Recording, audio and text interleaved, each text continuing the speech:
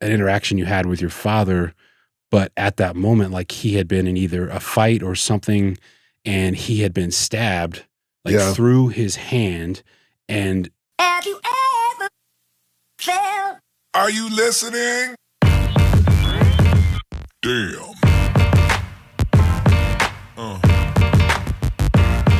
Yeah. good to have you back, man. I'm happy to so be good here, to see man. you, man. Yes. How's things? How you been? Things are good. I've been working a ton, and had to drive out here to Bayfield and actually to Durango, and I was dropping off a big sign for a show I designed that's happening in September, and I thought, man, I gotta stop by and see Kyle.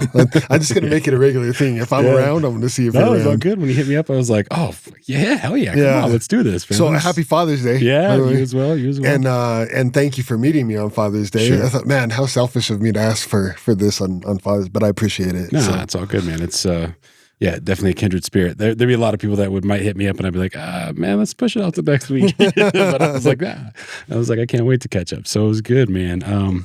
Yeah, I'm super glad to have you back on the show. And as you get closer to, near that launch of the book, it's like I keep reading little excerpts, and selfishly, like I thought about this the other day. So like, I mean, obviously you and I are friends. We talk on a personal level, but and we try and support each other as best we can.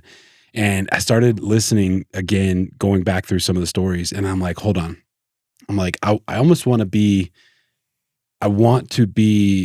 in the same time frame as everybody else. Like, right. So it's weird. Like I know that I could go listen to the excerpts that are on Spotify, Right. and I have the book. I've got it right there. It lives and breathes here. Yeah. I could read it, but I'm like, I keep asking, I'm like, when are we going to release? And it's like, selfishly, I want to actually read and digest the book at the same time that Yeah. everybody else gets the opportunity to, right? Yeah. And so it's like, I've been, like I'll be like, oh, I shouldn't listen to this. I just, and it's a weird deal, but I was thinking about it the other day, cause you put up this reel, and it like, the cinematic way that you did it was awesome. Like the angle cut that you had, like the way that you're recording yourself, talking through these stories and giving people that contextual, like feeling to how it, like, it's in black and gray, and it's like you're talking like softly, and it's like you, but it would, like, that story you put up the other day was like, I came across them like thumbing through Instagram. I'm like, all right, here's Chacho. What do you got going on? Let me see what's going. And you're like talking about an interaction you had with your father, but at that moment, like he had been in either a fight or something, and he had been stabbed like Yeah. through his hand, and at least in the reel, obviously it's 30 seconds, man. I know the story's probably Right. could be an hour if you want to make it, Right. but it like went through his hand and came towards his face or hit him in the eye. And I'm just, again, dude, like when we first talked on the show, like we didn't know each other from Adam. I was Right. trying to learn who you were, and it's like, we a good fit? Do we have chemistry? And clearly we do, because we have continued that relationship, like building that relationship, Right. off camera. And I hear this and I'm like, dude, there is so many layers to Chacho. Like, I mean, it's not just like, I mean, you're one of the nicest human beings I've personally ever met in my life, but then I hear you say these stories and hear you articulate them in the way that you remember them or the way that they were. And I'm like, God, dude, this guy just has like, it's like a fucking onion. We're just peeling, everything is like, you're peeling it back. You're like, I didn't know that about you. That's just so Right. crazy. So when you were like, hey, can I come on? And I was like, and I had just watched that reel. I was like, yeah, man, I want to talk to you about that moment, because it was like, it was wild. So take me into that. Like, what, Okay. let's dive into that reel. So as a child, I spent a lot of time back and forth between my grandparents and my parents. And very quickly it ended up being a lot more of my grandparents. And then to the point where my mom would visit, my dad would visit, that type of thing. Never through courts, nothing like that. My grandmother just kind of took charge.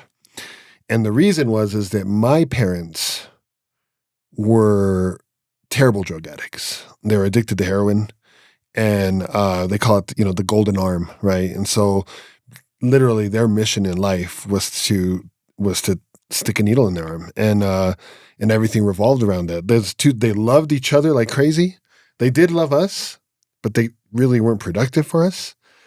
And they chased a high, right? And so those were my parents. That's what I was born to. And it's really sad, and I see this in the world. The most beautiful people are destroyed by drugs, alcohol, violence, things like it just seems to be like these beautiful, amazing people it can be attacked by this destructive force. And I know they weren't victims. They made their decisions, they made their choices, but that's who my parents were. And they were amazing all at the same time. And so I say that to say that my dad was a really beautiful man. He really was. Like, he loved with every bit of his heart. And he loved me and my brother. Like, I remember seeing him with my brother, like from when he was a baby to getting older. I remember him with me. I remember how it felt to be around him. And it was tough sometimes too, because he'd hug me and he'd smell of alcohol. And I could feel that vibe. And it was almost like there was this evil presence. But that was something that he would ingest, that he would take in. Him himself, untempered, was amazing. And I got a few moments with that, not a ton. And so there were probably three people in the world that my dad loved most. And that was my brother, my mom, and me. My mom was in it with him. My brother was a baby. So this night came that my dad and his brother went out. And, they were like that old school version of thugs. They really were. And getting into fights and doing that was a regular thing. And getting into gunfights or that wasn't out of the norm for these two. And so they went to a bar, and a guy started talking trash to my dad. And so my dad had a thing that he would play with his mustache whenever he felt like there was an issue. And it was just a way to keep his guard up, but he would play with it. And he had this big red mustache, Fu Manchu, like big walrus mustache. And he would play with it. And he would, and if there's an issue, and from there he would cause an attack. And so as this man was talking to him and being aggressive with him, and he knew something was going to happen, he started to play with his mustache in that same way.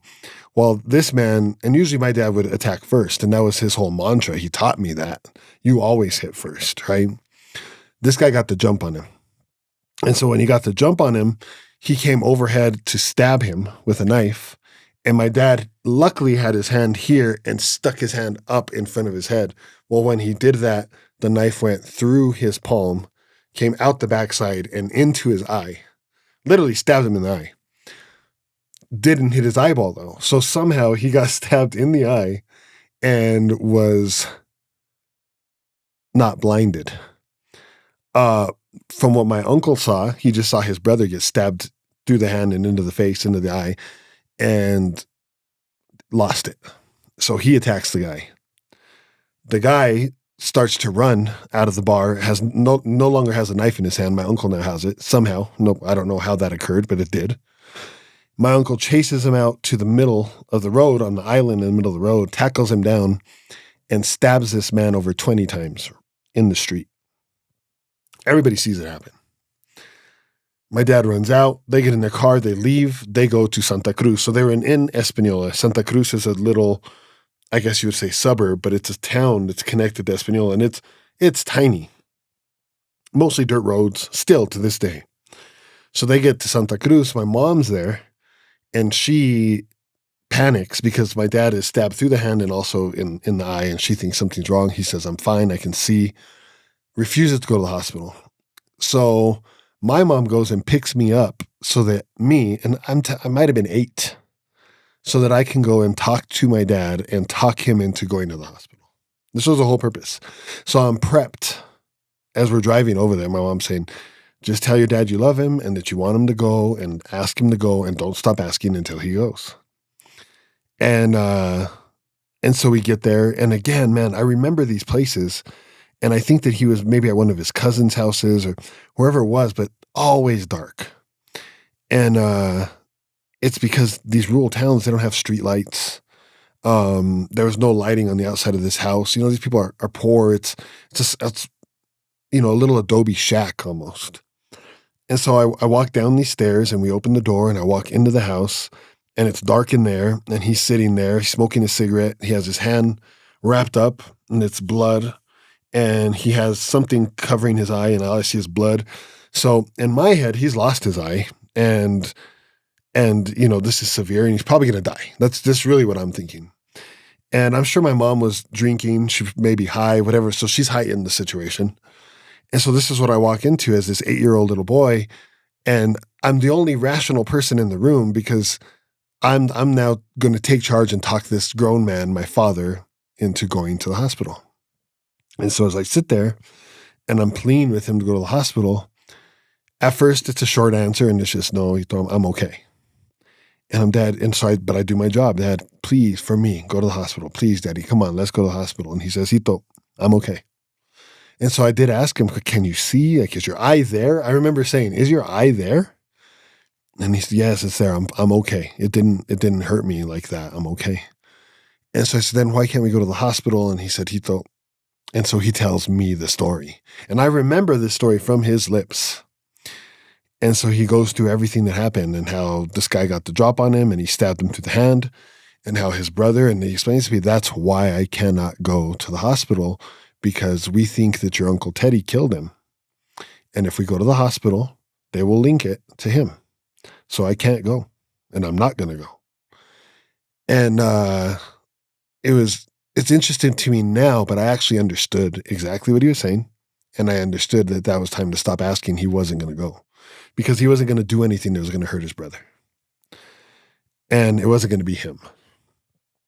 And so instead of leaving it there, he turned it into a teaching moment and chose to remind me that if anyone ever wanted to hurt me, I was to hit hard, I was to hit first, and not stop till I knew they would never come back.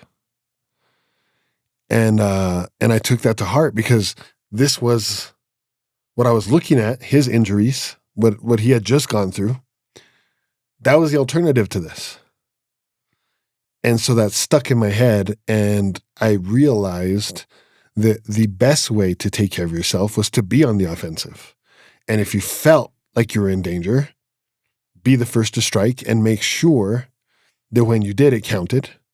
And that they would never want to come back. And he said, and he would tell me time and time again, there's nothing worse than to walk into a room and someone you've dealt with, you have to deal with again. So you make sure that when you walk in a room, they walk out. That's the impression you leave them with. And you make sure that stays like that forever. And, or they're just not in rooms anymore. Of course, my dad was never advising me to kill anyone, Sure. But he didn't have an issue with those things. And man, northern New Mexico at that point in time, that was the wild, wild west. And especially, it was like a heroin vein. So Santa Cruz, Chimayo, Espanola, all the way up into Taos, going further into northern New Mexico. I mean, even Albuquerque, and nowadays Albuquerque is super tough with all kinds of different issues. But back then it wasn't much easier. And so this was the life he was living. And he was teaching me how to survive in that life. And now that I've grown up, I mean, he never graduated from high school. I graduated from high school. He never went to college, probably never even stepped on a campus, right? I graduated from college. I don't ever remember him. He was a plasterer and he would work sometimes, but I don't remember him having a consistent job. I've built a whole career. So there's all these things, all these lives that I've lived since that moment. My dad died when he was 34. I've outlived him by many years at this point. I could literally give him advice. So that's why I say, like, he was teaching me from the perspective of what he thought life was. But it literally was just his world. Right? Life wasn't that way in every aspect. And as a child, I thought, well, that's life also. But then as I grew and I learned that, man, there's all this exploration. There's all these things we can learn. There's these opportunities and ways we could be. But the interesting thing is that those things that I learned from him at that point, I carried with me into those other worlds, which, now, I wasn't an idiot. Like, I wasn't getting into a work argument and beating people up or anything like that. But I also never fit in the same way because I wasn't from their world. Sure. I was in their world. That's it. I was in their world, but I wasn't from their world. Yeah. And I think that's what's made me different. And I think it's given me a lot of advantages, and I think it's made things harder. And that was that story, and and that's how they rolled. And he did. He healed fine. His eye was fine. His hand healed fine. And my uncle was never caught. And the man that was stabbed never died. Oh, He actually lived. And That's not a bad and he thing. never messed with my dad or his brother again either. So that's definitely the mantra of the book, at least for this chapter, right? Of this series, hit hard, hit first, and don't stop. And so from that being sort of really, driven into you or taught into you at your core, was this that kind of pinnacle moment, like this instant of seeing this and having your dad kind of turn this like sort of horrific thing for an 8-year-old into maybe what he felt as positive at that time? Was this that moment that like really instilled in you, like hit hard, hit first, and don't stop? Or was this like I the think last straw? Had it already been being built into you, or was like this the moment that you remember the most, being like, hey, this is it, hit hard, hit first, and don't stop? I think that was one of the earlier times, but it was combined with fear that time. Fear that you were going to lose your dad? Fear that I could be in the same situation and the same thing could happen to me. I could see that he was strong. I didn't think I was going to lose him. And to be completely honest, from a very young age, I knew that I would get the news that my dad had passed. Mm. And it would be within a short amount of time. You just understood his lifestyle, or that was something that your it grandparents kind of taught you? No, I could see it. I mean, there was too many close calls, from overdoses to flipped cars on the highway to violent acts and fighting to gun. I mean, look, when I was a little boy, like I think even a little younger, around the same age,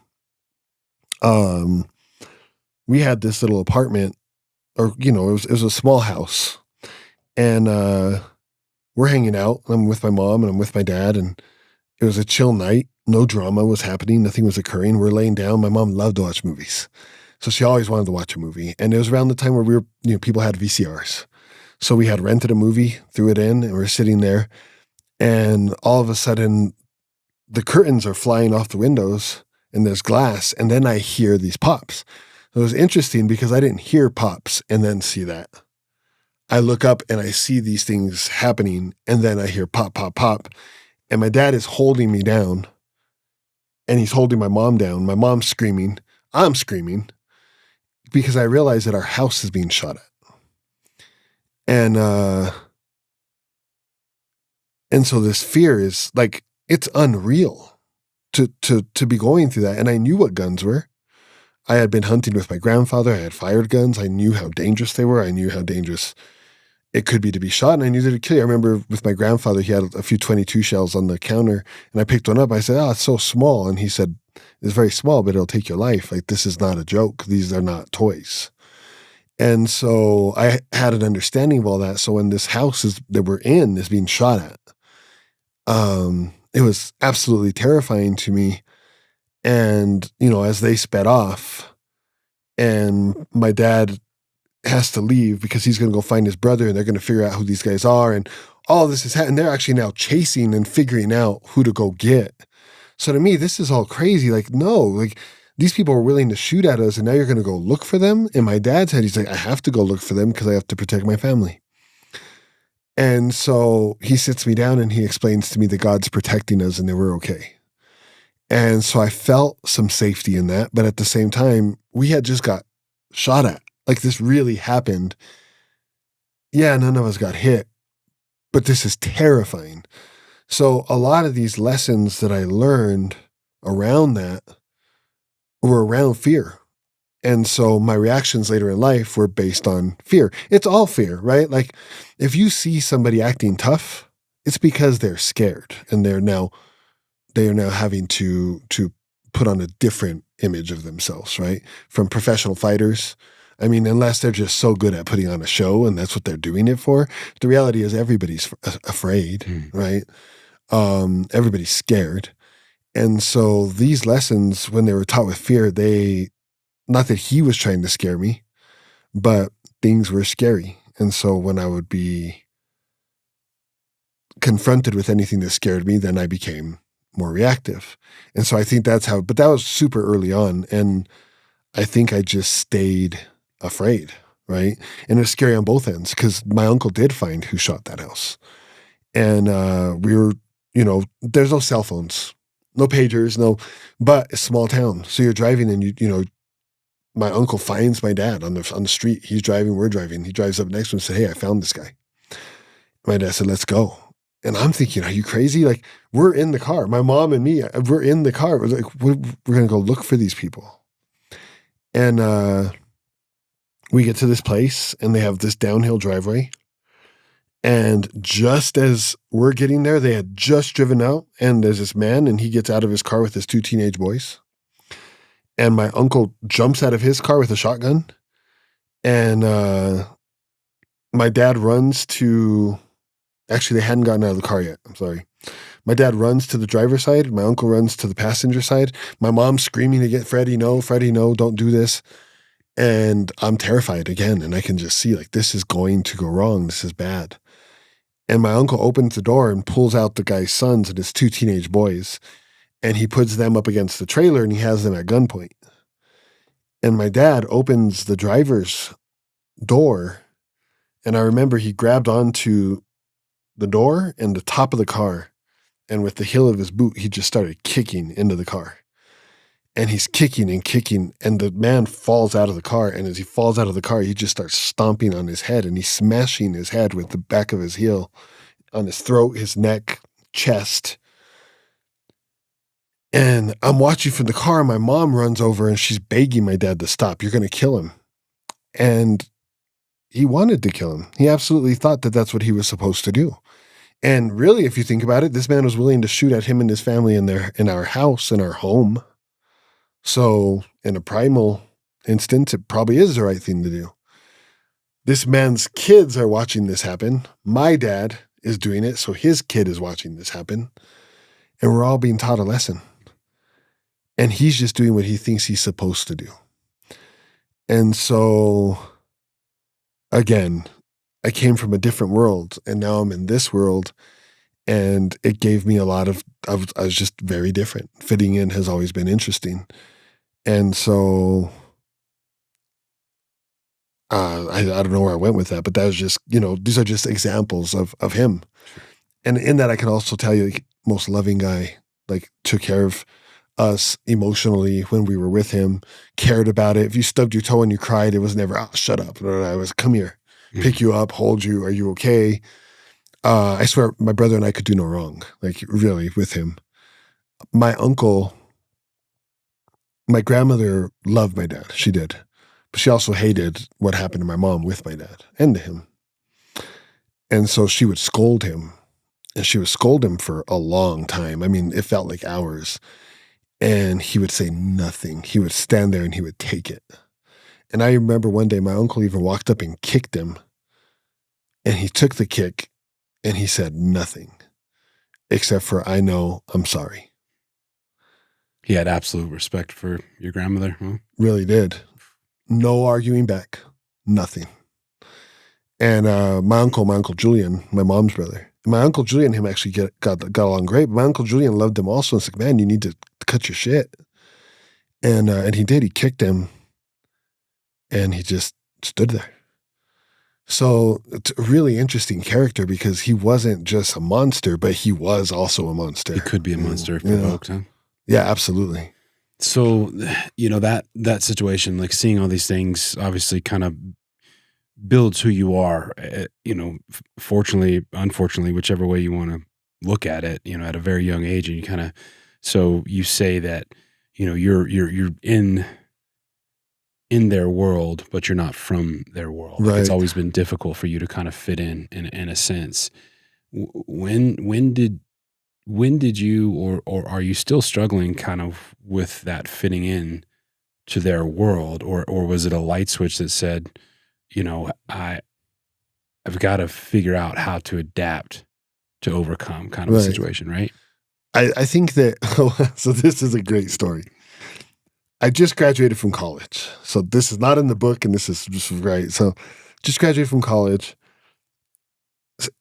It took me a year to actually get work. So I'm a designer, right? And so I started off my career as just a graphic designer. That's what I knew how to do. I had a degree in visual communications, and I could direct videography. I could direct photography.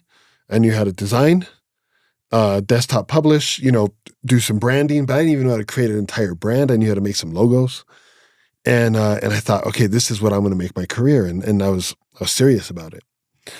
And so I had to go back to New Mexico to do that because of family.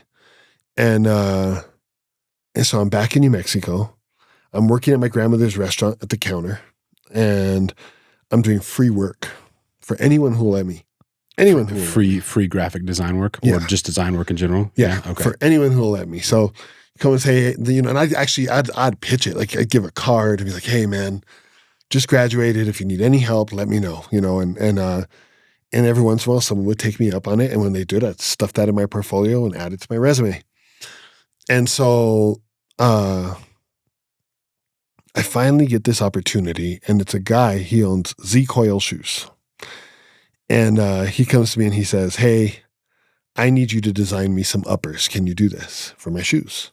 What the hell's an upper? Hold So on. the way a shoe is constructed is you have the sole, Mhm. which is the bottom of the shoe, and the upper is everything that wraps over the top of your foot. Okay. Okay.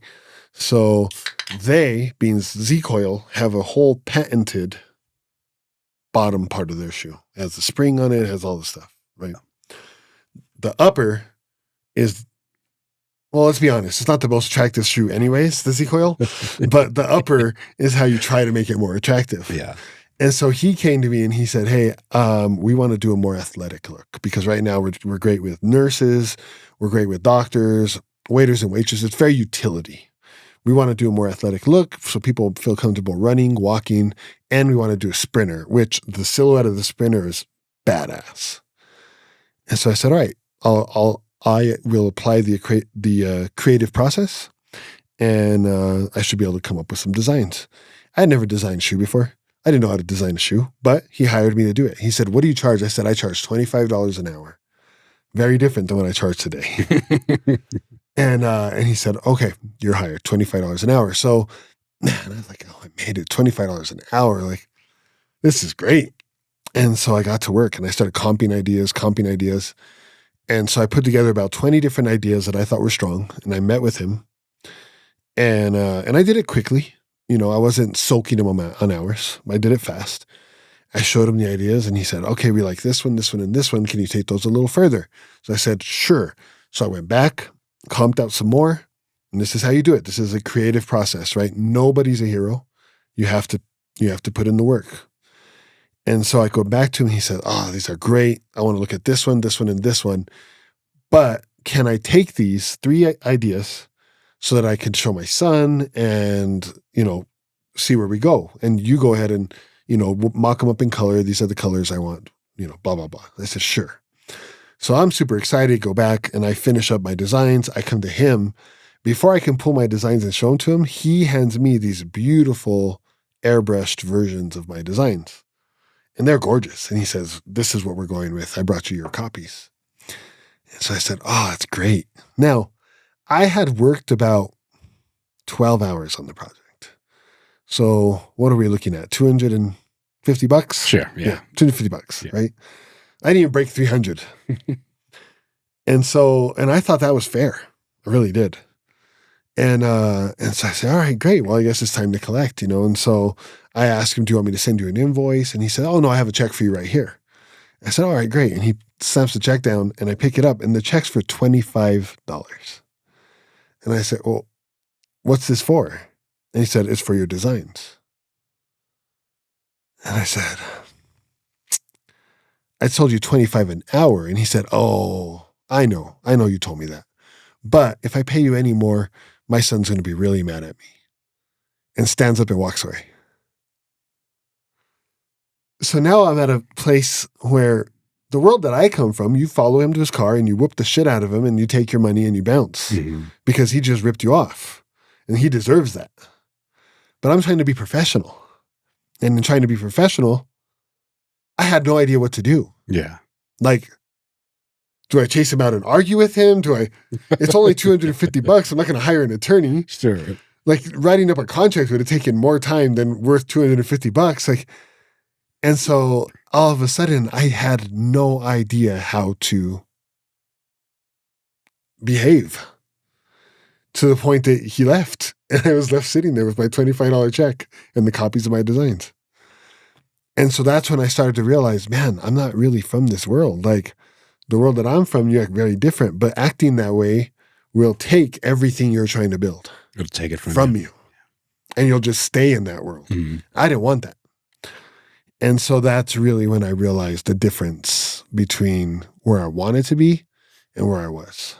And also my grandparents were great examples, but they were already established. So I didn't see a growth story. I didn't see a struggle. I didn't see them. I mean, my grandmother I saw build, but she was going from restaurant to restaurant. She had already built that. She was just now furthering it, right? So, you know, how to be an entrepreneur, how to handle contracts. I still struggle with that. Like I'll do a job on a handshake in 2 seconds. Yeah.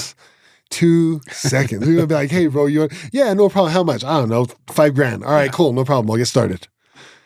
And it's a mistake. I've been robbed, you know, I've been screwed over many times. Yeah.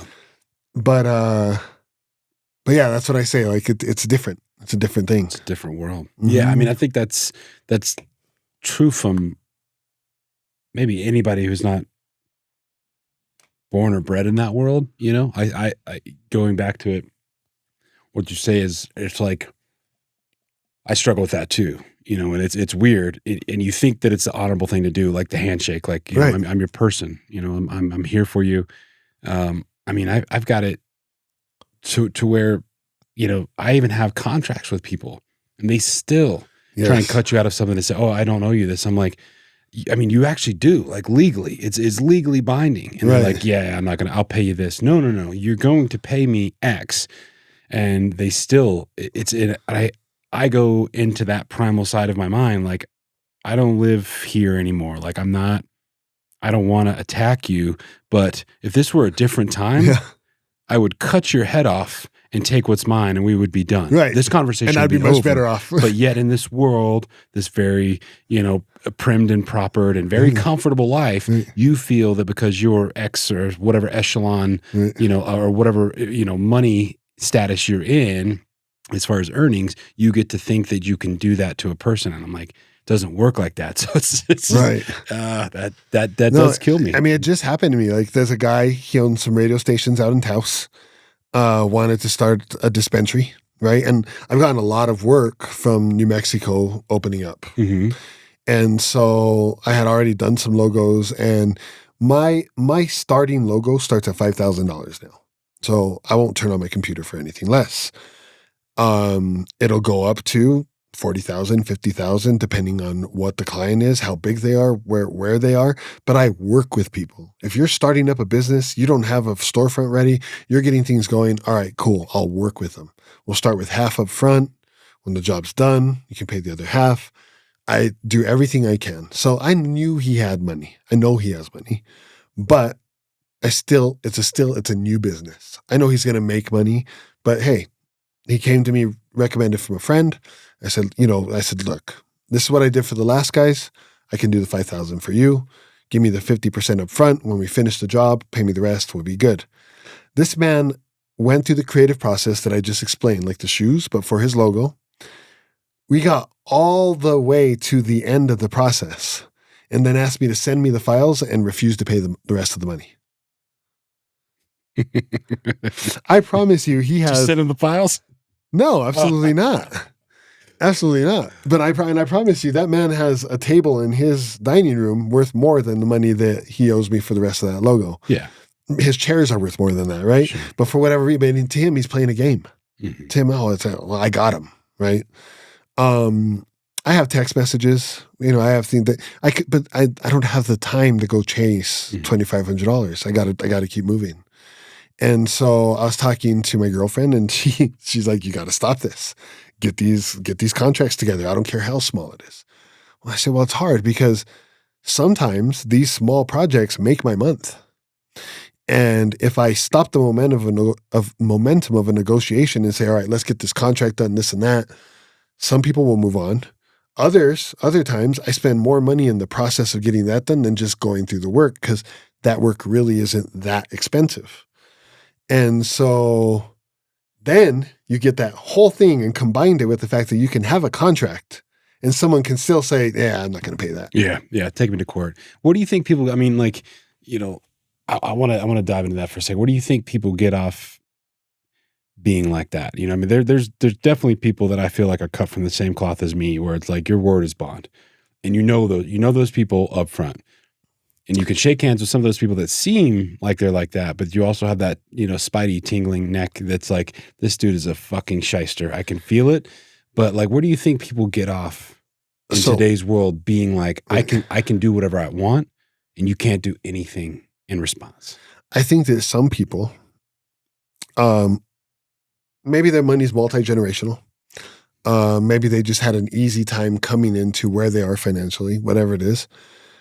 And this is me giving them the benefit of the doubt. To them, money isn't personal.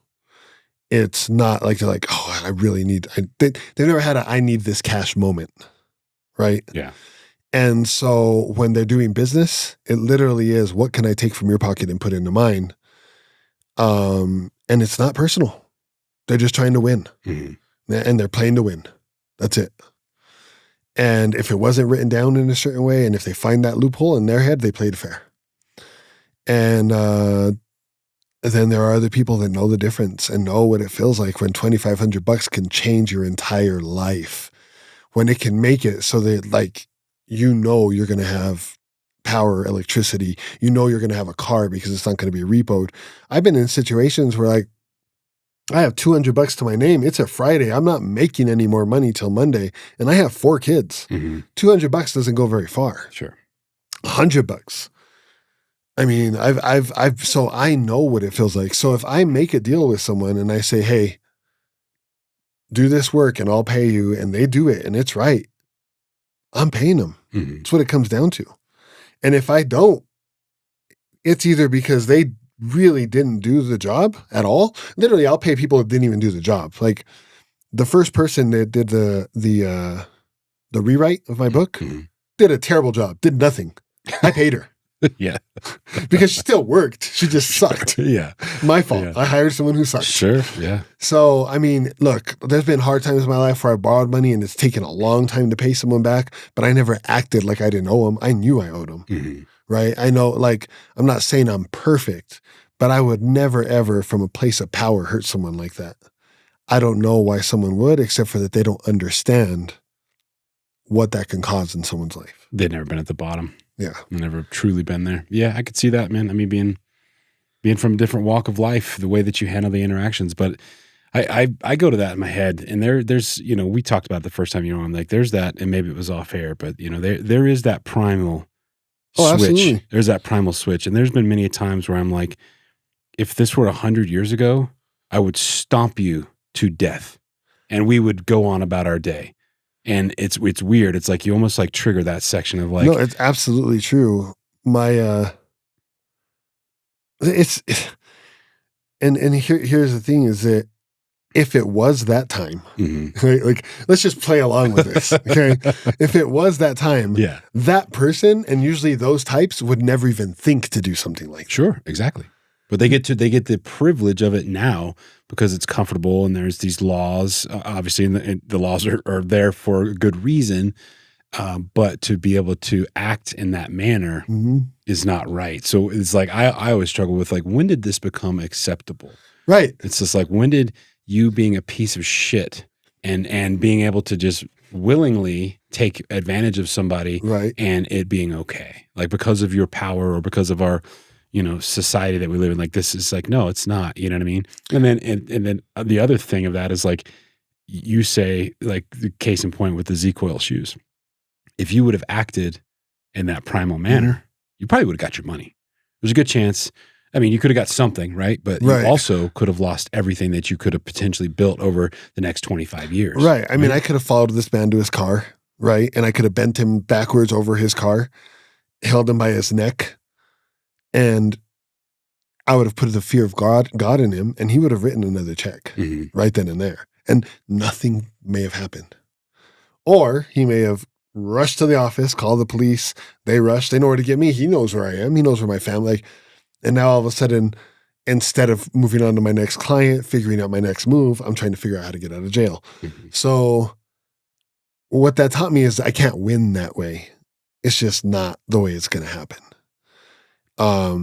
The hard part about it is I really am a nice person. So I literally trust everybody first. I don't make anyone earn my trust. Sure. If you're nice, that's all I need. Now, if you're a prick, I might even still trust you even more. Be like, at least he's being real, right? Yeah, at least he's open. Yeah. He's upfront about being an asshole. And so, yeah, that openness does make me a target. And the fact that I can't go and whoop the shit out of us, like, that makes me more of a target, right? But I actually much rather be that way than not, because many opportunities have come into my life because I have been that handshake guy. And I don't know if I'd be where I am right now without those opportunities. So without that, aura that you put out, that element of yourself is like, I'm going to trust you first. Yeah. Trust first. And then, shame on me if you fuck me over. Right. And I think it like, so then if we go to that, we were talking about fear a while ago. So if we try to wrap all this up into a bow, like if we're talking about fear, and fear causes you to respond aggressively, quicker, faster, harder, right? So that you're in control. And then you have this openness that you could move through the world with instead. And that opens you up to possibility of being hurt, but it also opens you up to opportunities. I think the transition there is I went from being afraid, not to not being afraid anymore, but to being brave. And saying, all right, this is scary, but I'm going to do it anyways. And as I've learned to apply that into my life, because there is no such thing as not having fear. Like any human that can say they don't have fear, then whatever instinctual properties that you have as a human or have had generation, like that got wiped out of you somehow. Like literally the way we survive is through fear. Mm-hmm. So, but brave new world, right? If you can be brave and push past that, yeah, you might be kinder. Yeah, you might be more gullible. Yeah, you might be a little more open, but that's also going to bring some awesome opportunities. It's going to bring really cool experiences, and it's going to make for a great life. The thing is finding the balance. And I can't tell you I figured that out yet. Well, so I'm still just curious as to, because you hear these stories, these excerpts that I've listened to, hear you talk about, on Instagram, kind of giving people like what's to come in this book, when you drop it.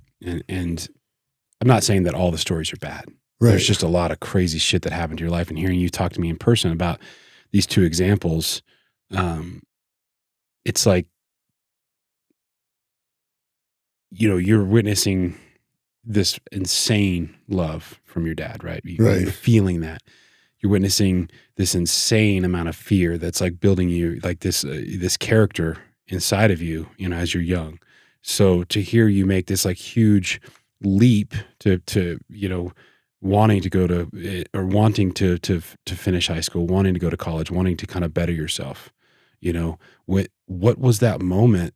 Because you could have easily probably taken the exact same path, and it happens more often than not with kids that see a father figure or even their own father or their companions in the streets or doing things. Like when they see that, they think that that's acceptable and that just is the way that they have to live and that's their life.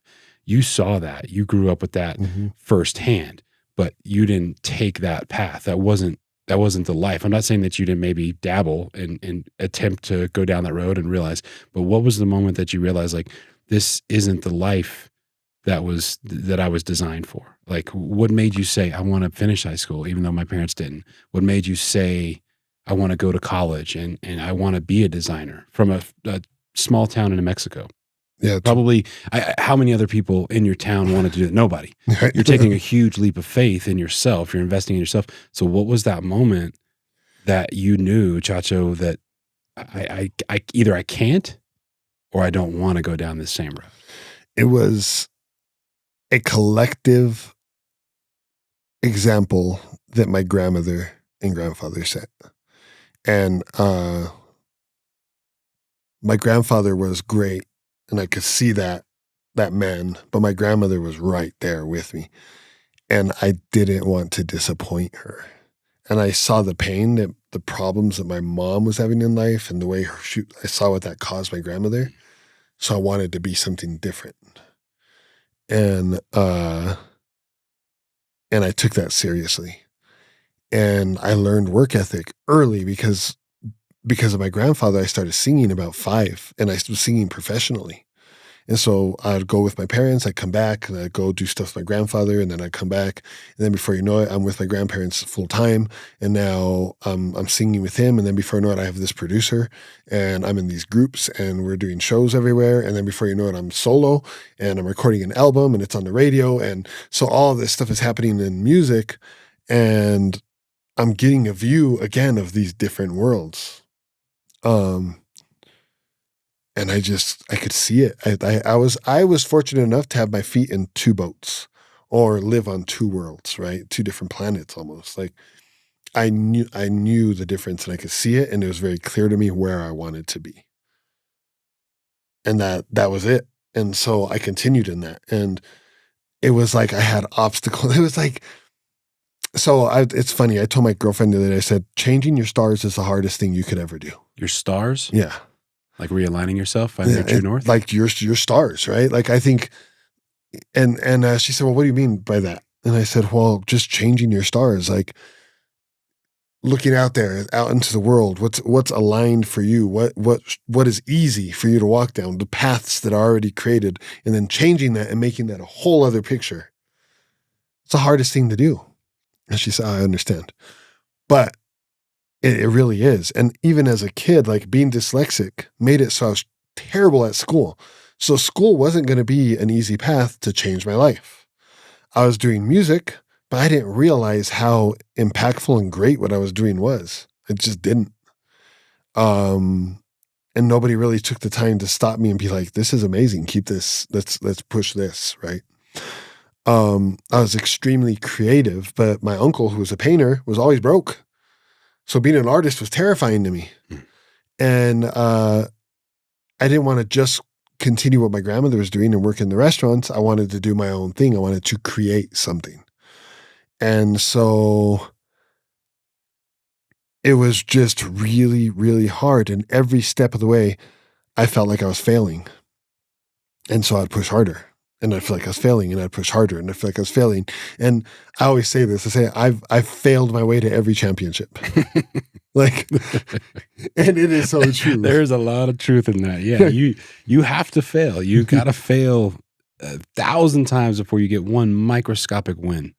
No, it's crazy. And like even in my athletic career, the things that I've done, like anything that I've done that was like recognizable or good, I literally lost my way. I was last all the way up to that, but just good enough to move to the next step. And then last all the way. And then right at the end, somehow I pull it together. And, and so that's kind of the way life has been for me, but it's created like a rock hard character and work ethic. And like the one thing about me, right? I might not be the smartest guy in the room. I haven't read 1,000 books. I can't even read a book. I know how to listen. I do. I'll pick things up. I'm quick with that. No one's going to outwork me. And maybe you'll outsprint me. Maybe you'll come out of that gate and you'll be way up there. But I will go not for days, I will go for years and years and years. And if I say I'm going to do something, I will do it. And I won't stop until I do. I'm relentless on that. And I think that's why, because everything was a struggle. Like until I graduated from high school, I was sure that I was going to have to drop out. Until I graduated from college, I was sure I'd never go to college. Just kept putting one foot in front of the other every day, going, moving. Yeah. Oh man.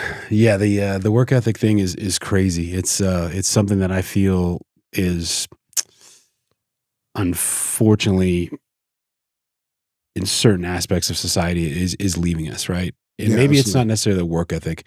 I'm not saying people don't work their asses off to get where they're at, or once they get the dream job they think they had, it's not the dream job and they want to do something else and they continue to work. But uh, I think that people, case in point, you graduated with a degree. You didn't have a job for a year. You had to go back to live with your grandparents to work at the diner. You took this huge like first loss with this guy. It's like, okay, again, I'm defeated.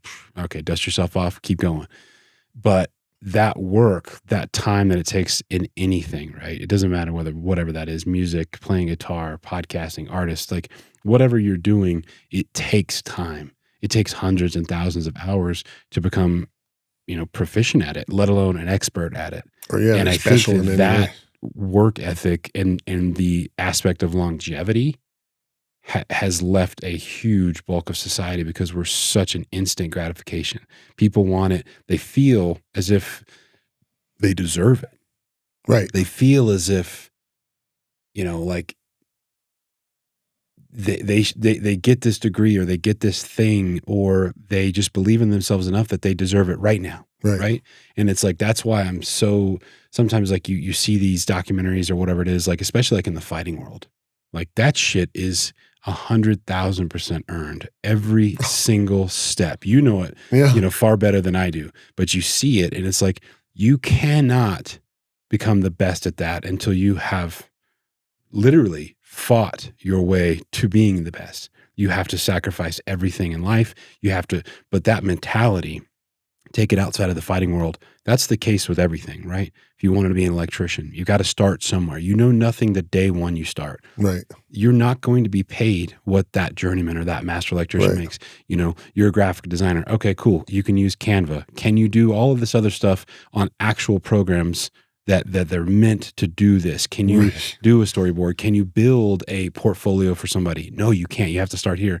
But it's such an instant gratification mentality with a lot of people in society that if they don't get that win fast enough, then they either decide to quit or go another direction, or they're disgruntled.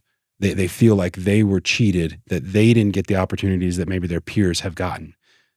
But they don't acknowledge the fact that maybe their peers have spent decades, literal decades doing that, and they deserve and they have the ability and the knowledge and the skill sets to rise through the ranks. And so that's what I feel like, that work ethic you talk about. I think that I also believe in and practice to the best of my ability. It's almost fleeting. It's leaving the younger demographic. It's even people my age. We're being so immersed in instant gratification and rapid fire. Doing a reel. Oh my God, if your reel gets 100,000 views and all of a sudden your viewership goes through the roof, you feel like you've made it. No, you just had one reel that just popped off. Right. Like, you got to build your fan base. You got to build time. You know what I mean? You make the wrong comment and 50,000 of the 100,000 are gone tomorrow. Yep. And so that's where it's like, I feel that that's an unfortunate thing that people need to instill in their coworkers, their employees, their children, their spouses, that it takes time. It takes time to become proficient. It takes time to definitely become an expert in that trade, whatever that is. And I don't mean swinging a fucking hammer. Right. I mean, legitimately, whatever you're doing, podcasting, being a musician, whatever, it takes physical time. Mm-hmm. And people don't understand that. But part of that is work ethic. You have to get up every fucking day. And the bigger thing that I truly believe, and I'm a huge candidate, and I can see this in your reels. I can see this in the way that you talk about your stories in your book. I know that you believe the book is the book. Your Instagram is your Instagram. I know that without ever speaking to you, the first time I saw a reel, I knew that you have belief in yourself above all else. Above all else. You may question it from day to day, but I know that in somewhere in this path, you've told yourself, I am going to fucking do this. Yeah. Regardless of what the neighbors think, regardless of what even my own friends think, I'm going to do this. Right. And that's the thing that I can tell is like absolutely for real, especially in the book, going back to it. But that belief that you have to have in yourself as you are number one, and you're like that has to be on the forefront. Now you can be an idiot and tell yourself that you're going to be an astronaut, and you never, Right, it's right. like, okay, good luck with that. I don't know if that's going to happen, Chacho. Right. But the things that you can control and you say, I am going to do this, that's powerful. That's powerful to the world. That's powerful to yourself. Right. And I feel that. I feel that when you're telling your stories. I don't know what conversation you had with yourself, like when you embarked on this book, Right. or when you do a reel that just pops off and it really has, like, it resonates with people. But I know that somewhere in that path you've told yourself, and you fully believe that. There's a lot of people that don't. They're out here as a snake oil salesman. They're charlatans in this Right.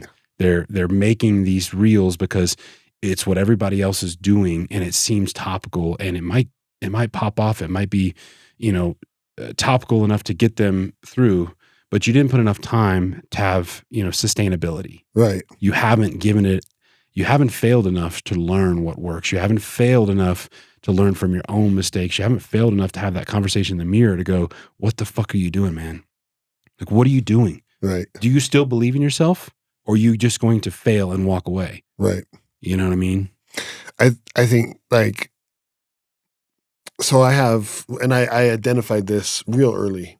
Well, in my early 20s, I become extremely insecure if I'm stagnant. So movement is my medicine. Absolutely 100% my medicine. My mental health, my emotional health, my ability to be confident, all based on my movement. And so what I learned is I need to always not say I'm going to do something, but just do it. And that will keep me confident enough to get there. Even doing it and failing, I'm at least doing it. Mhm. Staying still for me, it gets into my head. Like, I will question myself. It'll come, who do I think I am? Why do I even think I could do this? But movement, that is my medicine, 100%. It gives me the confidence I need. It gives me the courage I need, right? And all these people you're talking about, they're like, yeah, some of them are hustlers. They're out there hustling and they're faking it and they're doing whatever they're going to do. And for them, I hope they find their real place, and I hope that they can actually be productive and give to the world, right? Because I really believe that's why we're all here in our own way. But there's a lot of people out there that are just scared. And they might have that idea. They might have it in themselves that they know they can probably, maybe, hopefully do something, be more, make a mark. And I don't care if it's making cupcakes and selling them online or whatever it is that's in their heart that they think, man, I think I could do this. Most likely they can.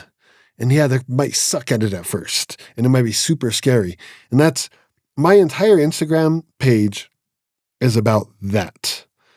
I say it as many ways as I can. I try to stay current. I try to talk about current things. I try to talk, not current things, but like Father's Day, right? I made a point based around fathers. And I try to, but really what I want people to get from this is you absolutely can do what you want to do. You just have to do it, not wait for it, do it, and you can accomplish it.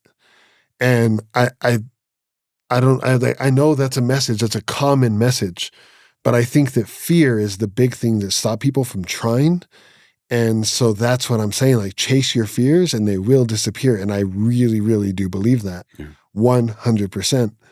And so that's the whole metaphor, right? Like, this entire book, the whole reason, and I'll tell you right now, the whole reason I'm telling these stories of difficulty, these scary stories, all of this stuff is because all of that transforms into an attitude of hit hard, hit first, and don't stop. But not in a fight, in a path of growth, in a path of creation, chasing your dreams, building that business, doing those things. Hit hard, go for it, hit first, and don't stop, right? Don't ask for permission. Don't wait for something to happen to you. Don't wait to get fired from your job if you hate it. Quit that job and move on. Go do something with yourself. So I'm telling these stories, but it's because I learned this based on a very physical, primal space in this world and have learned to apply it to my ideas. and my aspirations and what I want to share and how I want to be of use to this world. And that's going to be, when it's all said and done, that'll be the entire point. But I'm not giving it to him in one book because I can't teach it that way. It's got to be a path. It's got to be the way I learned it, and I didn't learn it in a year, you know. And so this is step one. That's yeah. So that's how I can relate to that. That's what it is. Yeah. Mhm. You said something that kind of triggered a thought I had the other day. I watched this video, and it was, I do talk about this. I'm a huge advocate for somebody taking a leap. It's the very worst thing that can happen is that you will fail. You're not going to die. Your family's not going to die. But we're stuck oftentimes in these jobs that we don't necessarily want to be in. And maybe we have this thing on the side that we're passionate about, but we can't leave that job because either we don't want to admit it to ourselves that we're broke, because that thought of being broke is horrible. It's something that we don't even want to align ourselves with. We never want to tell anybody I don't have any money. That's a horrible, broke is a horrible 5-letter word, right? Right. So, but the thing of it is I always say, yes, if you have an idea, absolutely go for it. Take that risk, take that leap. But I watched this thing the other day, and there's an interesting twist on it because I've had people on this show and people in the comments reach out and be like, well, it must be nice for you to be able to do that. Well, hold on. I have a job, but this is a passion for me. This show is a passion. But the way that this gentleman talked about it, he's like, look, if you have a job and you have to provide for your family, that's awesome. Do that job. You may not want to be in that job, but keep working that job.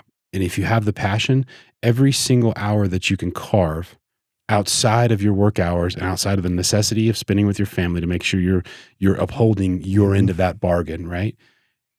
Put it absolutely towards the passion and don't waste those hours. Feed that passion with those hours. And it may be burning the candle at both ends, but it's a really good concept of like, you don't necessarily have to quit the W-2. You don't have to take this crazy leap, Right. but you do absolutely owe it to yourself to, in those times, instead of scrolling through Instagram or doing something that isn't promoting back into your passion, if that's learning how to play guitar or something super simple like making cupcakes. It sounds stupid, but if that's what your passion is, start to work on it. Start to work on it in the wee hours of the morning. Start to work on it here and build into that passion. And it might take way longer because you don't have 100 hours a week because you're working at a job for 40 hours a week. You've got 60 hours left, and then you give 20 of that to your family. You got this other 40 hours. It's like, well, when am I going to do the time for me? It's like, okay, now you're met with the question. Right. Do you focus on you or do you focus on your passion?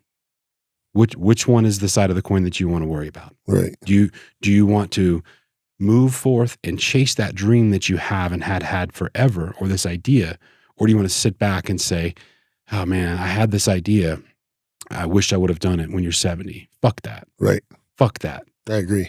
You have to chase your dreams now, right? And this life is short. Time is absolutely fleeting. And I'm not saying take it away from your family or anything like that, but you're not going to get another opportunity to take a risk. And if you don't have the physical means monetarily to leave your job, to really, really pursue it every waking hour, Chacho, you better be focused on your fucking passion. It's true. And here's the thing. So we tend, and I don't know why, to segregate things. Like, for example, family time, dream time, work time, fitness time, right? But imagine this, a man, he works all day in an office, but his passion really is to build a race car. And he doesn't have a ton of money, but he may have enough to go buy a $6,000 bug, and he's going to turn that into a Baja racer, right? Now, he has two choices. He gets out of work, he can crack open a beer, and the day's over. It's done. He's going to hang out with his kids, drinking his beer, watching a movie, waiting for his wife to make dinner. Maybe he makes dinner. Maybe they order in, whatever it is. That's one scenario. The other scenario is he gets home, he changes, goes out to the garage. Now, that could cut from family time, but not really, because all he has to do is say, hey, kids, come on. What do you think is going to create more valuable memories for those children than being out there in that garage working with their dad to make this dream come true? And when that car, that thing actually does hit the track, If it ever does, maybe it never, ever does, Yeah. but if it does, and they can watch that together as a family, now they have an integrated dream. It was all together. It doesn't have to be separate. It really doesn't. You saw, I brought my girls here. Mm-hmm. They hung out in here. They still talk about it. To them, it was awesome, Yeah. right? I've had them in music studios with me. Design stuff. They both know how to design. They're learning brilliantly. I work with them. There's times that I have to work and I have them. All right, baby, you're going to work on this illustration. You're going to do this. And we're all sitting there and we're jamming together. It's integrated. We need more family time anyways, and we need more family time away from screen time. It's completely necessary in our country, in this world, for our future. It needs to happen. So if you have a dream, make your family a part of it. If you have an idea, make your family a part of it. It doesn't have to take away from that. The other thing is, your children will see there's 24 hours in a day. Look at Dad. He came home and he ain't kicking it. He's still working, but he's working on his thing. Mm-hmm. He did that for money for us. Now he's doing that and we're doing it together. So I think that you're right. You don't have to quit the job. If you can't quit the job, keep the job. Put an hour a day, 2 hours a day, whatever it might be. Like whatever you have, put it in there and focus on it. Before you know it, you're going to do great. If your kids slow you down, but that's how you spend your family time, if you didn't do it, you wouldn't be getting anywhere anyways. Sure. So in all reality, they're probably speeding you up because you can actually get it done. And the days you don't want to do it, they're going to be the ones like, Dad, let's go work on this. Yeah. Yeah, that's a damn good way to look at it, man. You know, it's just like it's I don't know, like it being Father's Day and all, I think about it, I'm like, man, fathers are important now. Our kids are being inundated with information and lessons from everywhere. And there may be things we agree with, don't agree with. I'm not going to get into that. But what I'm saying is, if anybody should be educating our children, it should be us. And if it's not happening, you can't blame anyone but yourself. mm-hmm. It is your job. If you have an unpopular opinion, but you believe in it, you need to be sharing that with your children. And if they disagree with you, you need to be having those conversations on why. Sure. Yeah. I do. It's hard. They're smart. They're intimidating. Yeah. But we get through it, man. And they might hear me, they might not, but at least we have those conversations.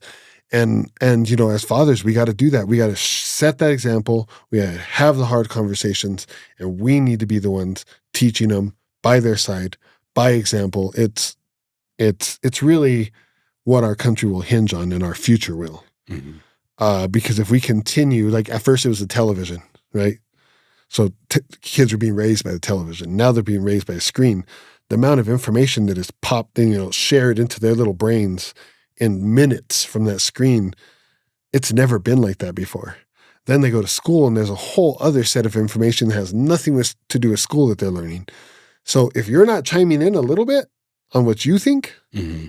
that's a mistake. Sure. Yeah. I mean, to go back to real quickly, your kids may not understand, but you're having the conversation. I think a big thing that, and this is just from me being a father and having conversations with people, is teaching someone how to have a conversation. Like that seems, minuscule to most people. Like, what do you mean? You just talk, you get through it. Well, if that was the case, you could say whatever you wanted to on the internet and you wouldn't get ostracized, right? Right. But we as a society, we as a lot of people, especially face to face, it's nearly impossible to have an open and honest conversation with somebody and be like, look, I know that we don't agree with each other on these things, but like, let's hear each other out.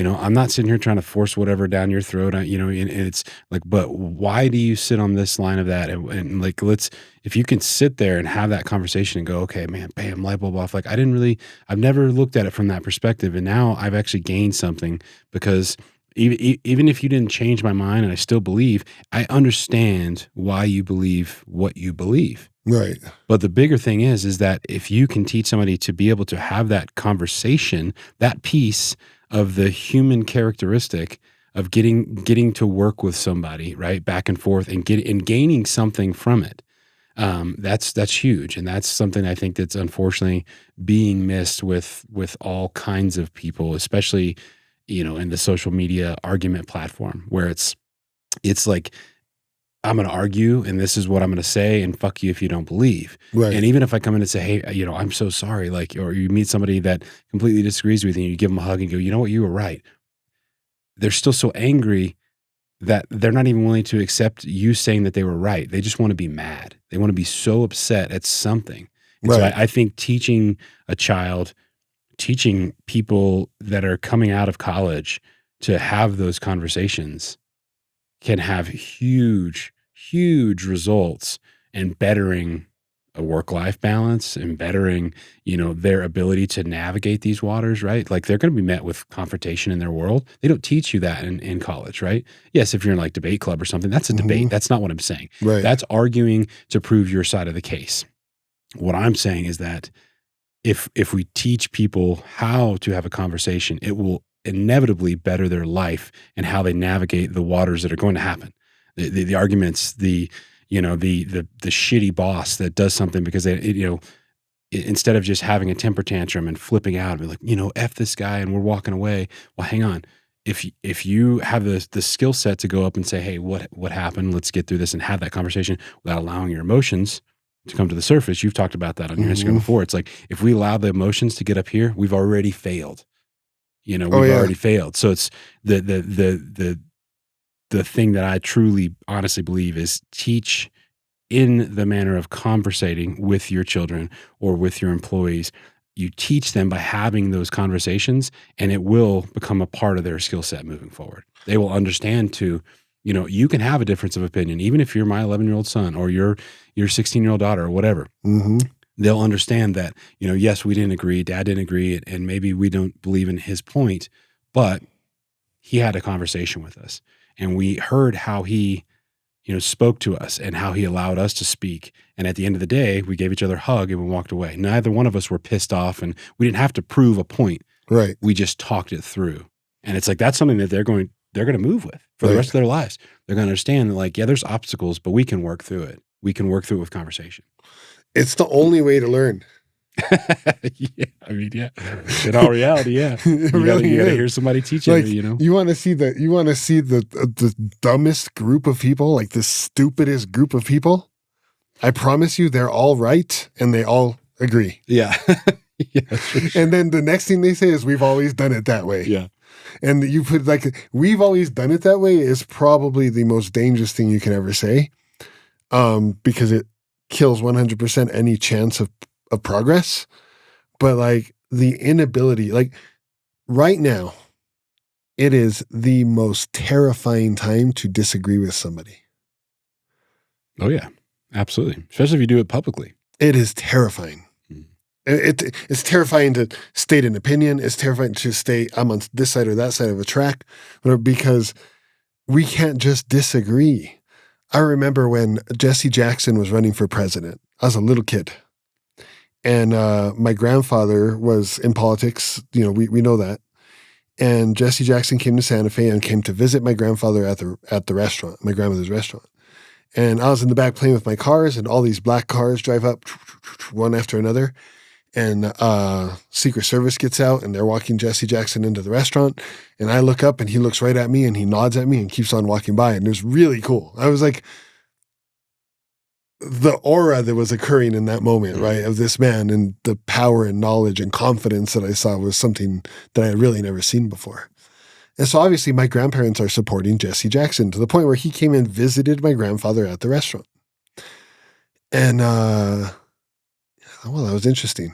So anyways, a few weeks go by, my aunt's at the restaurant, and they have a little more conservative views than my grandparents. And my grandmother and her sister, they're talking, and she brings up Jesse Jackson, my grandmother. And my aunt says, "I can't believe you would even consider voting for that man. And I'm so sick of his blah, blah, blah," and goes on. And they have this conversation where they completely disagree with each other. And nothing happened. No, they didn't. Now they don't not like each other. No, I can't believe that someone's changed. They just disagreed, and that was okay. They got through the conversation. They moved on to something else, and that was that. They either both learned something or they didn't, and most likely they did. They're very intelligent, or they were, at that point. They both passed since, but I remember when people could do that. They could talk about things and then move on. Now, with whatever's occurred, like if you have a different political view than someone else, you can't be friends anymore. Mm-hmm. And you could have been close at one time, and now you can't be friends anymore. Say you don't believe in pride anymore. Holy cow. The opinion that could be created, and you could just not believe in one part of it. Or maybe that's something you do believe in, then the exact same reaction in the other direction. And I remember a point in the 90s, like you could have a conversation about that. It's just gotten to the point where nobody wants to take time to hear someone else out, take that information and say, okay, some of that may make some sense here. So we can't grow. Yeah. We're stuck. We're stuck.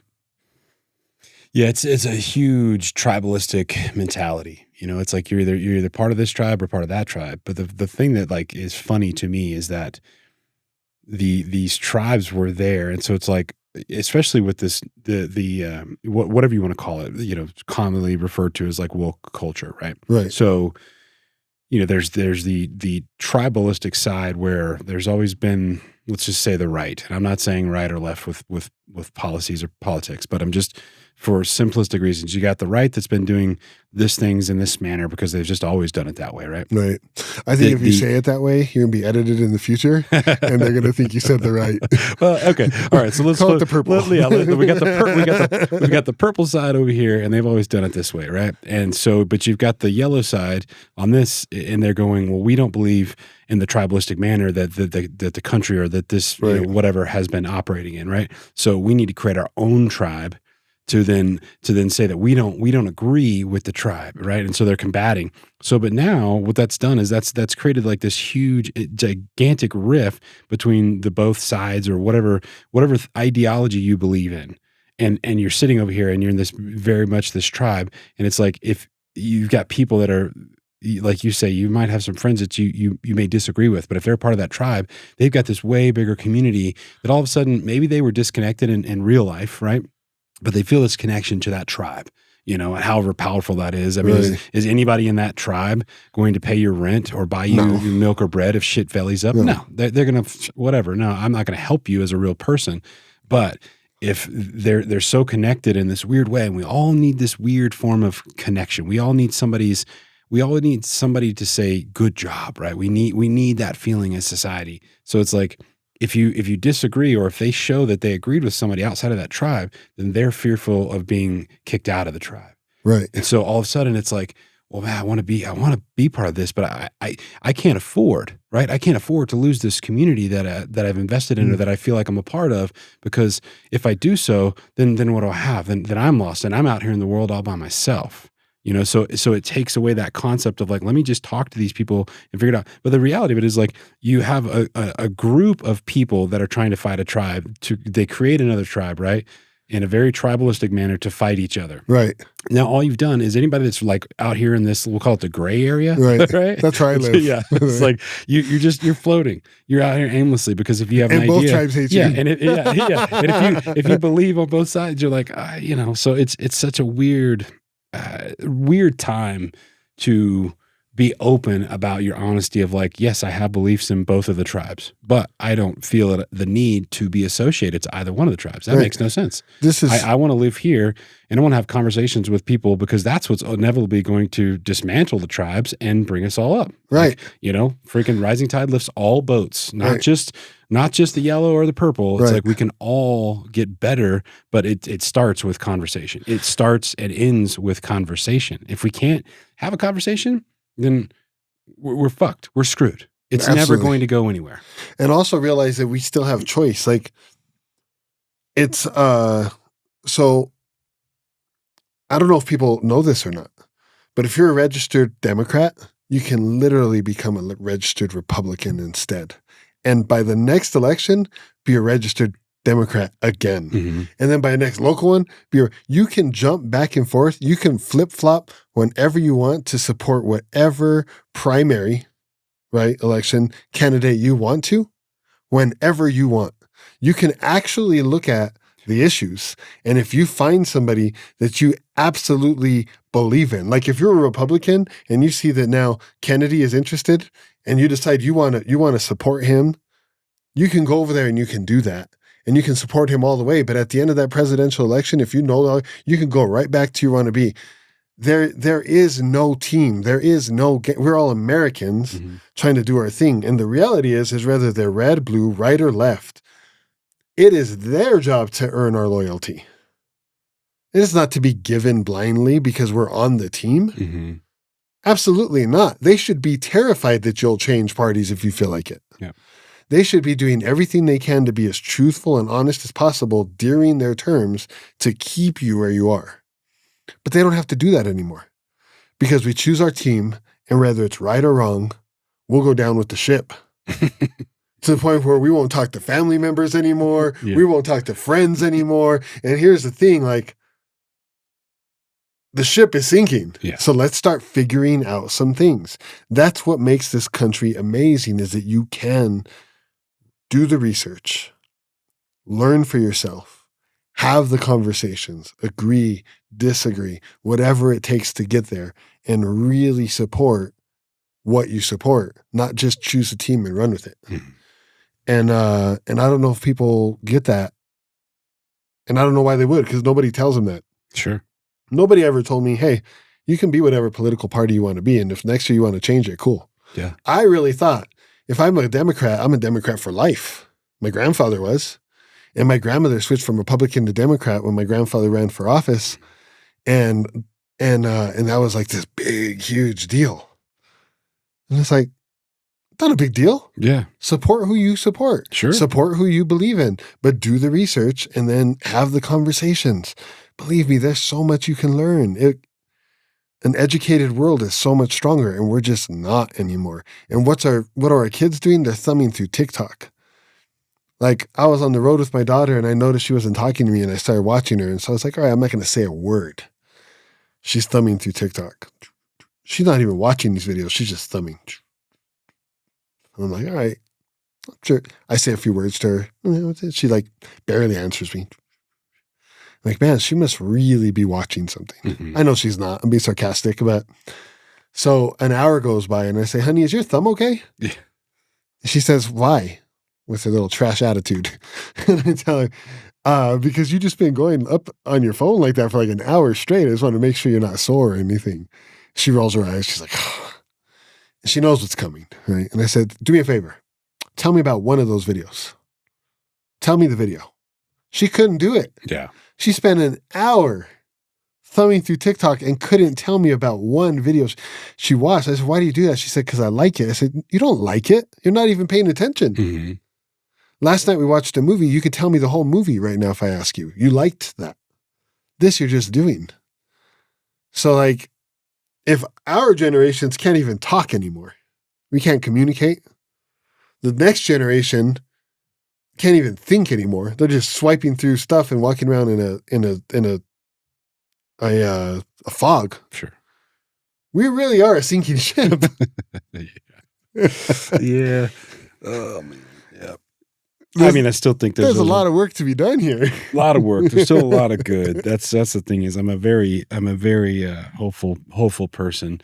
You know, that's the I think that's why you and I kind of struck off the friendships like right out the bat. It's again cut from a bit of the same cloth, and I think that we have a positive outlook on it, and I think that both of us believe that hey, we're not too far down the rabbit hole to be like, hey, all right, we clearly have problems. Everybody has problems, but it's not something that's completely insurmountable. It's not. No, we can whatever the terminology, fix it, maybe. I don't know. I mean, fix what?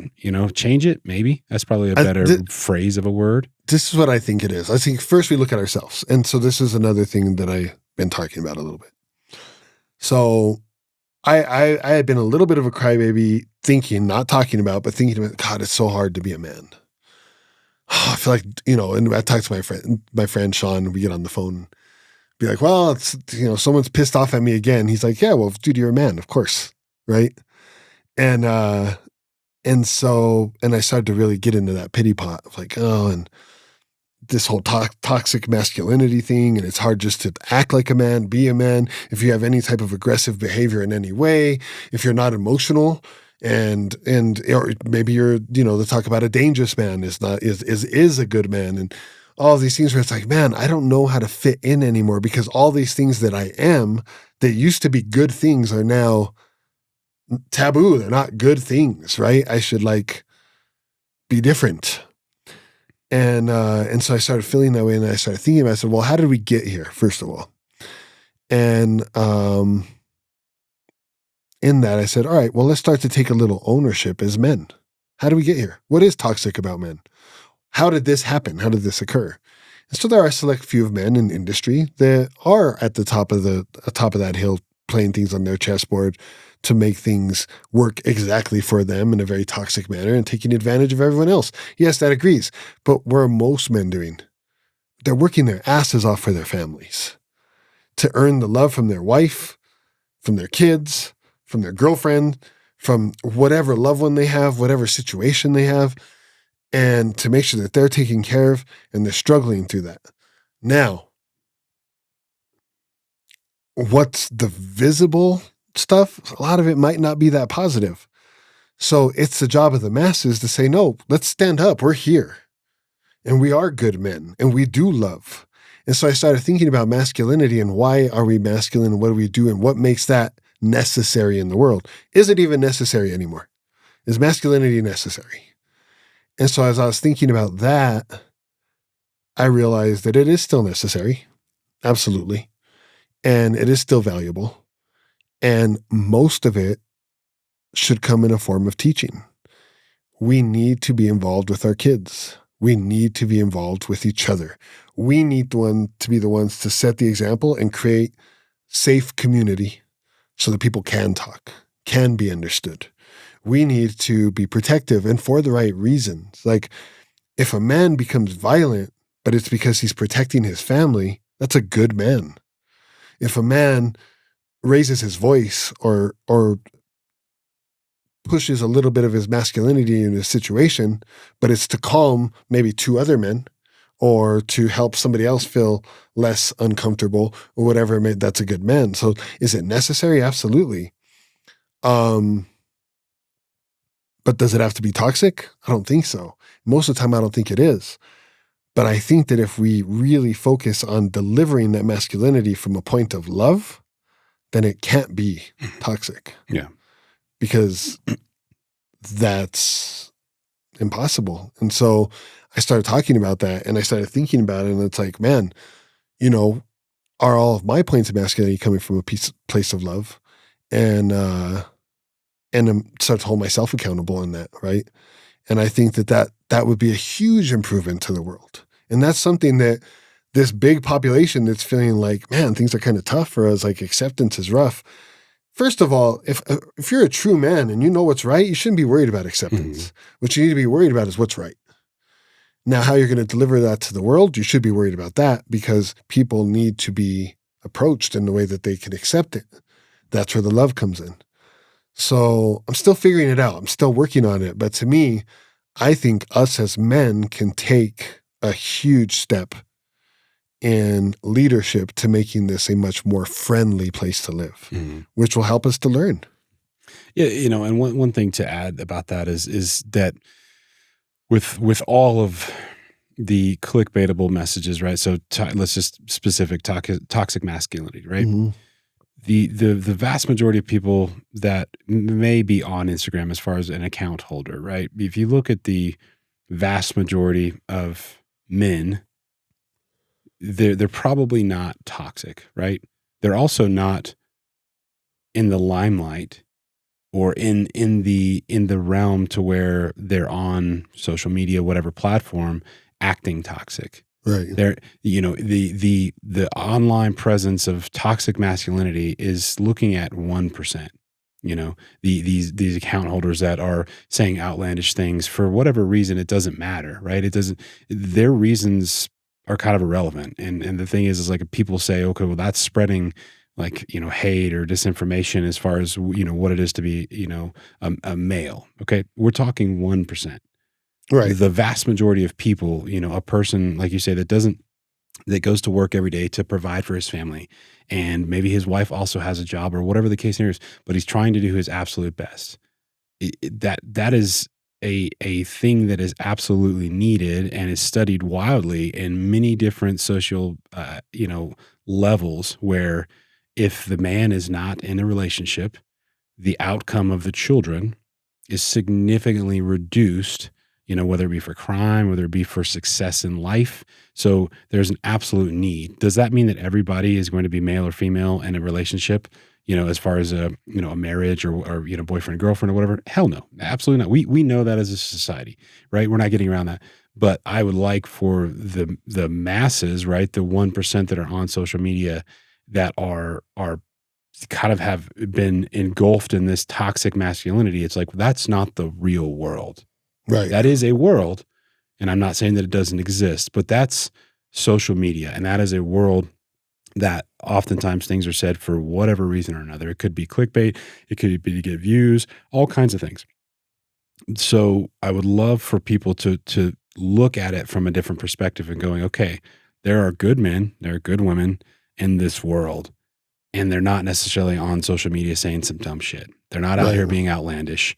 But that's what I hate about the topic of toxic masculinity, because I'm like, hang on, that's a social media clickbaitable term that we're promoting this, right? It has absolute negative connotation to it.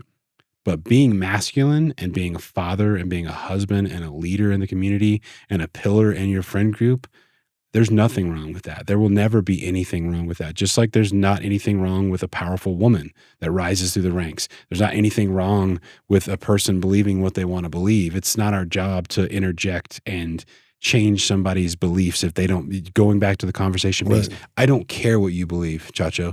I'm not going to ever disown you and ostracize you because, you think this way and I think this way. No, I'm a human being and you're a human being. We're sitting here talking about that. So I believe when a person is in their own mind saying, I am a man and I am a leader of my family and I'm doing the very best that I can as a husband and as a father, that is needed in this world more than it is needed to be out here, on social media, and it's not that I don't believe some of them, but what I'm saying is that, like, if you put that out there in social media, immediately the masses go, this is toxic. Hold on. It's not toxic. Right. It is absolutely necessary to promote, population. Right. Like male and females have to fucking exist so that we continue to exist as a species. Right. And it is needed from huge data sets to have that. I'm not saying necessarily, I'm not saying anything regarding same-sex marriage. I will go on record saying this has nothing to do with that. That's not this topic. But what I'm saying, from a male and a female relationship, the father needs to remain in the household to statistically have a better outcome for his children moving forward. Absolutely. That's fucking truth. There's so much data behind it. So there's nothing wrong with that. And that, my friend, is not toxic. Right. So it's unfortunate that the rest of the woke world has all of a sudden labeled anything that appears to be masculine, anything that doesn't allow you to sit behind a computer all day and you look weak and you look, disparaged, right? Or like whatever you want to say, like, okay, that this element of this type of person is what a man should be. If you're not that, and all of a sudden you're working out, or you're driven to be muscular, you're driven to be more of a father figure, that seems wrong on social media. But it's not wrong in the real world. It's not fucking wrong. It's not wrong. It's actually right. It's proven fucking data. Yeah. So that term toxic masculinity kills me, because that's a social media bullshit term that they just defined anybody who doesn't look like what they want the yellow camp to look like, or what they don't want the purple camp to look like. Right. That is so true. And it's weird. It's like, so two instances. So I hurt my knee.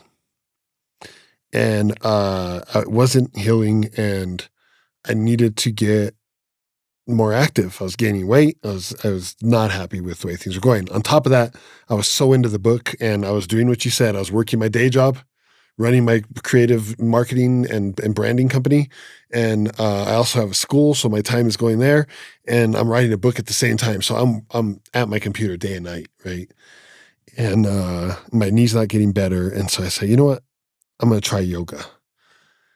And it was the most unaccepting vibe I've ever experienced in my life walking into that Like yoga you went gym. into yoga studio? Yes. And it was terrifying. Like, I've been in fight gyms all over the country, and these people are so nice. Yeah. Like, and I mean, it was just like I was like a repellent. Like, nobody wanted to be around. And hey, maybe I had some insecurity too, and maybe it was just scary for me to go to yoga, but it was uncomfortable. And so I started working on them. And I smile and, hey, how's it going, guys? And how's this? And how's that? And I probably talk too much, but I made sure to let them know I'm a safe, nice person. You're okay. You can be nice to me and I'll be nice to you. And little by little, they started to warm up and it was cool. And all of a sudden, I get along with everybody. And Sunday came, it was Mother's Day, and I didn't have my kids. They were with their mom. And my girlfriend was out of town with her daughter. And so I was like, I wonder if there's a yoga class. So I look, and sure enough, there is. So I go to yoga. And there's like 3 of us in there. The yoga instructor was a smaller lady, a little overweight, short haircut, tattooed. And as I'm walking in, I try to get eye contact with her. She won't look at me. And I'm like, oh, so I say, hi, how are you? I'm good. But she just, no eye contact. The vibe was so incredibly uncomfortable. She just did not like me. And so I'm kind of getting ready and I'm putting out my mat and doing my thing and getting my water ready. And I'm like, all right, well, I mean, I'm here. So we're working out and she starts teaching class and she's awesome. Like, she might be a little overweight, not what you'd regularly see. And maybe that's judgmental of me. Maybe I'm whatever it is, I'm a little overweight. So the way I'm moving, I'm like, ugh, but I'm watching her and she's sick. Like, she's doing all the moves. She's talking through them. She's not out of breath. She's killing it. And I'm dying in this yoga class because I suck at yoga, right? And so I'm impressed. Like, at this point, the way she acted when I found that's gone to me. I'm just impressed by how awesome of a teacher she is. And then the class ends. And she says bye to, okay, bye guys, thank you. And she's talking to everybody and still will not talk to me. And so then I start to put my stuff away and I'm about to write it off, and it is what it is. And she starts talking to someone else and she said, yeah, my son's not that into the Mother's Day thing. And she's talking about her son. And so I use that and I say, oh, really? Well, how old is your son? And she, oh, well, he's 12 years old. And I'm like, oh, that's cool. I have a 14-year-old. I have a 17-year-old. And she's like, oh, but not really that into what I'm saying. And then she says, yeah, I asked him to go to a market, like a farmer's market with me, but he didn't want to go. He's just so 12. And the first thing I thought to myself was, I'd love to talk to that young man and let him know he needs to appreciate his mother. Like, instinctively. Appreciate your mom, dude. It's Mother's Day. Hang out with her. Yeah. But no acceptance, no love, no, I mean, and it's this whole reverse thing where it's like, we're cool. I'm cool. Yeah. And so I talked to my friend Sean about it, and he's like, dude, she sees you 6'2" with a beard. She assumes you have an American flag hanging off the back of your truck, and this is like, right away, immediately, you are the enemy, bro. That's just all there is to it. And I'm like, first of all, there's nothing wrong with the American flag. As a matter of fact, I don't have one hanging off my truck, but I love this country. So if I did, that's a positive thing. Sure. Most people with American flags on their trucks defended this country. Why would we have any issues with them? Thank you. We appreciate you. But he's like, I know, I'm just explaining to you how you're viewed. And so it sucks. And so I could very easily take offense to that and decide that, but I promise you, next time I see that lady, I will continue to kill her with kindness because I can take it. And little by little, through my masculinity, she will see that I'm a good guy, and there are a lot of us. There's a lot of good guys out there. They would gladly take her little son aside and say, hey, appreciate your mom, dude. Yeah. Life's hard, and she's still here. And here's the thing. Maybe things are tough for him. It doesn't sound or look like a good, I can't say good. It might look like a confusing situation for him. Sure. But still, it's your mom. My grandmother would tell me, like, no matter what your mom does, that's your mom. Yeah. So Gotta have respect for him, man. so it's just, it's hard. Yeah. It's hard. It is rough, man. Well, Chacho, thank you, brother. I appreciate you coming back on, man. When's the when's the book drop? Are we close? Okay, so Kindle has been the most difficult thing I've ever done in my life. And I have, again, I'm failing my way to the championship, but I'm not going to stop till I get there. And so I have now, as far as I know, passed their last requirement. And hopefully within the next few days, I will know my exact due date. But I think that book will be ready for purchase this week. All right, brother. Appreciate you, man. Thank you so much. You guys heard it first. Chacho Taylor. You guys be kind to each other. Give somebody a damn hug. Bye. Have you ever felt? Are you listening? Damn.